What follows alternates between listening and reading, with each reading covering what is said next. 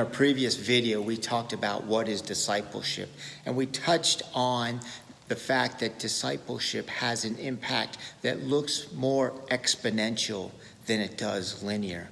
And today we're going to talk about the heart of a disciple, and what does the heart of a disciple look like?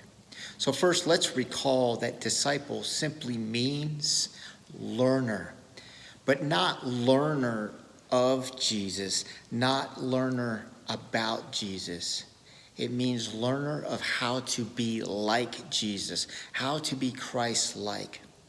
You know, it breaks my heart to know that there are people out there, too many of them, that when they hear the word Christian or Christianity, they think of a society of people who live by a set of rules for behavior modification or rules for behavior conformity. And that simply could not be further from the truth. Christianity is about God, our Creator, who is actively pursuing to have a loving relationship with us. And even when we become part of the family, he doesn't stop. He continues to pursue us. See, we are not to be just consumers of his love. We are to be a conduit of his love towards others. You know, I had the blessing to work in the corporate world for 25 years and really have a lot of good experiences. And one of the things I became very good at was recognizing talent and knowing who to hire and who not to hire for particular roles and positions in corporations. And the CEOs, they would ask me, David, how did you know that this was the right person? Or how do you determine if they're the right person? And I would say that while resumes are important, work history is important, how they present themselves can have some importance. I based my decision on where their heart was.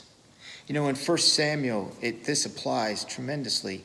God's talking to Samuel and he says, do not look at the appearance or at the height of his stature, because I rejected him. For God sees not as man sees. For man looks at the outward appearance, but the Lord looks at his heart. And so I would look at people's heart during the interview. I would go deep with them and have deep discussions with them so I knew where they stood. And my benchmark for knowing whether they were the right person to hire or not came down to this. Did they desire to have the job, or was there a hunger to have the job? And I like to use this analogy of this light switch. You know, when people desire for something, they're basically expressing what they would like. But it's not until they flip that switch to being hungry for that job or hungry for that position, flipping that switch in their mind, where it then impacts everybody else around them. Just like this light, when it's turned on, filtrates throughout the area, so does somebody who is hungry. They penetrate other people, want other people to be better at what they're doing. They want other people to be part of this greater cause.